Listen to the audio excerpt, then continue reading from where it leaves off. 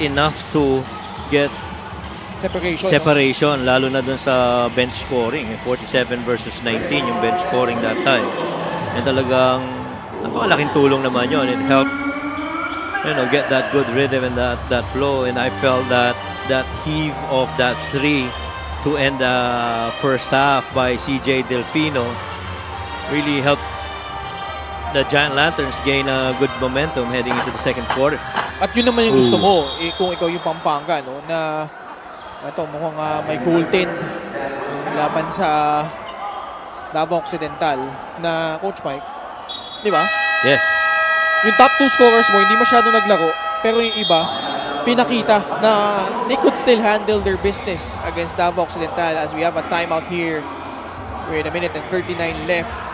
Pampanga looks like they will cruise to their 19th victory, while Davao looks like will drop their assignment here. And we'll be back after the short break.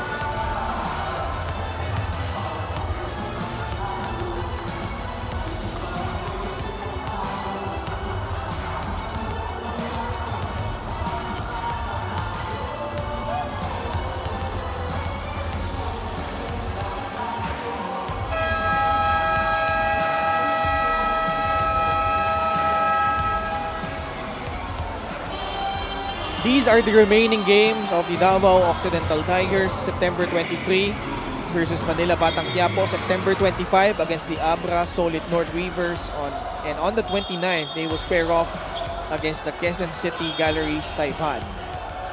And so considering yung remaining na nila na yun, na assignments and where they are at right now, this is an impending loss, so they should end up with 10 and 16.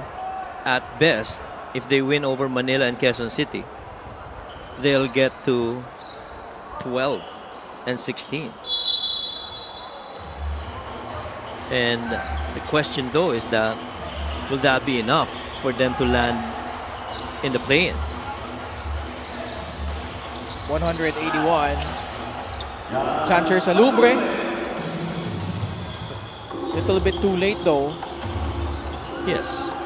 Alam mo itong Giant Lanterns, much as this is a really good win for them, talagang nakikita mo na kahit na wala at hindi masyado nakapaglaro ng quarter ang kanilang mga key starters. Oh, what a finish by CJ Delfino.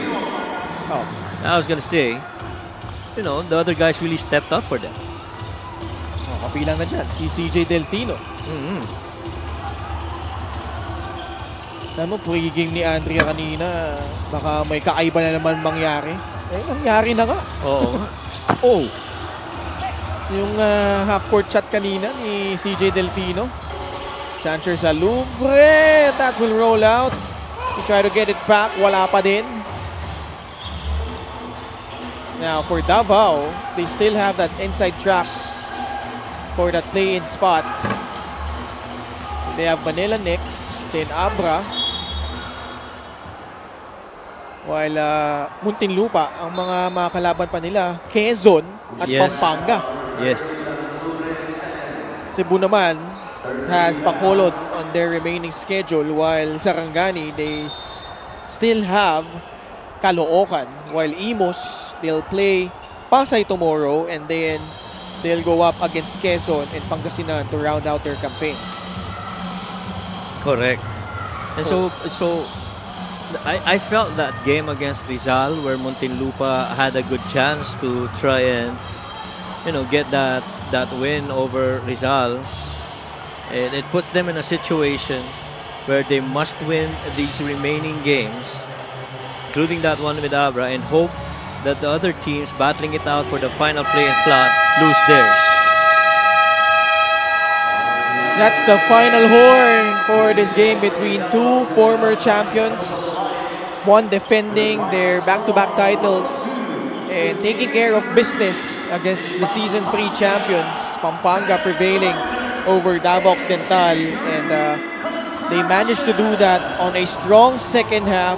Quality of the shot makes and the timing that he did that is really what helped create that separation, especially in the second quarter.